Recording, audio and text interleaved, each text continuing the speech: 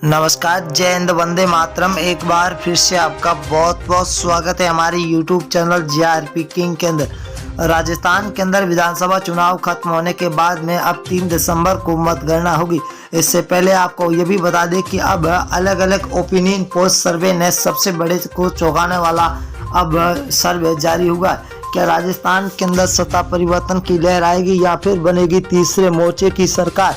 ऐसा लग रहा है कि अब की बार राजस्थान के अंदर किसी भी पार्टी की सरकार पूर्ण बहुमत में बनना बहुत ही मुश्किल दिखाई दे रहा है। सी वोटर सर्वे, एबीपी न्यूज सर्वे और फलोदी सट्टा बाजार ने 3 दिसंबर से पहले ही सबसे बड़ा अपना ओपिनियन पोल सर्वे जारी कर दिया। क्या वाकई में राजस्थान के अंदर सत्ता परिवर्तन हो रही है या फिर बनेगी तीसरे मोर्चे की सरकार? तो बने रहे हमारे साथ और वीडियो को अंत तक जरूर देखें। की बात करें तो बाड़मेर है। बाड़मेर के अंदर 7 सीटें, 7 में से बीजेपी को 2, कांग्रेस को 5, तो यहाँ पर अन्य को 0 सीट मिलती हुई दिखाई दे रही है। बाड़मेर कहा जाता है कि कांग्रेस का गढ़ माना जाता है। अगर हम भीलवाड़ा की बात करें तो कुल 7 सीटें, 7 में से बीजेपी को 3, कांग्रेस को 4, आम आदमी पार्टी को 0 और अन्य को भी 0। यहाँ पर भीलवाड़ा के अंदर बीजेपी और कांग्रेस दोनों बराबर की रणनीति पर चल रही है। अलवर की बात करें तो अलवर के अंदर 11 सीटें, जहाँ बीजेपी को 6, कांग्रेस को 5, आरएलपी यहाँ पर 0 पर है। यहाँ पर कांग्रेस और बीजेपी दोनों को बराबर सीटों की भगदड़ मची हुई दिखाई दे रही है। अगर हम जयपुर की बात करें तो जयपुर के अंदर 19 सीटें, 19 में से बीजेपी को 8, कांग्रेस को 11, तो आरएलपी यहाँ पर 0 पर है। यहाँ पर कांग्रेस बढ़त बनाती हुई दिखाई दे रही है। तो बांसवाड़ा जिले की बात करें तो बांसवाड़ा के अंदर कुल 5 सीटें, 5 में से बीजेपी को 2, कांग्रेस 3 सीटों पर बरकरार नजर आती हुई दिखाई दे रही है। अगले जिले की बात करें तो सिरोही जिला है। कुल 3 सीटें, 3 में से बीजेपी को 1, NIC मतलब कांग्रेस को 2 और आरएलपी यहाँ पर 0 पर है। सिरोही के अंदर कांग्रेस और बीजेपी के बीच में कड़ी टक्कर है। ये है सबसे बड़ा जिला नागौर जिला। नागौर के अंदर 10 सीटें, जहाँ बीजेपी को 3 तो कांग्रेस को 3।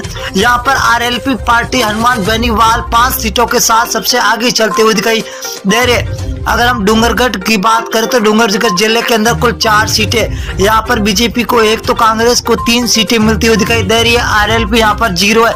यहाँ पर कांग्रेस बढ़त बना रही है। अजमेर की बात करें तो अजमेर की 8 सीटें, 8 में से बीजेपी को 3, कांग्रेस को 5, तो अन्य के खाते में 0 सीट जाती हुई दिखाई दे रही है। अगली विधानसभा क्या रुख करेंगे? बीकानेर है। बीकानेर के अंदर कुल 7 सीटें, 7 में से बीजेपी को 3, कांग्रेस को 3, तो आरएलपी को यहाँ पर 1 सीट मिलती हुई दिखाई दे रही है, जो हॉट सीट मानी जाती है बीकानेर के अंदर।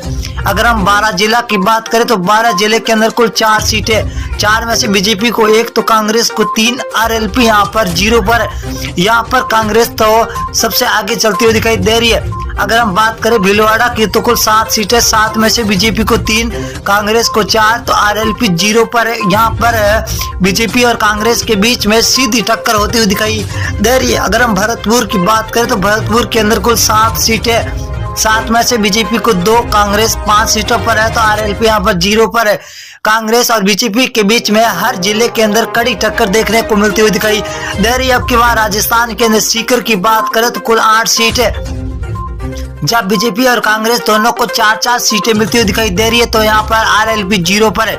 जोधपुर जिले की बात करें तो कुल 8 सीटें, 8 में से बीजेपी को 4, कांग्रेस को 4, आरएलपी को 0। यहाँ पर बीजेपी और कांग्रेस को दोनों को बराबर सीटें मिलती हुई दिखाई दे रही है। अजमेर जिले की बात करें तो अजमेर के अंदर कुल 8 सीटें, 8 में से बीजेपी को 2, कांग्रेस को 6, आरएलपी को 0 सीट मिलती हुई दिखाई दे रही है।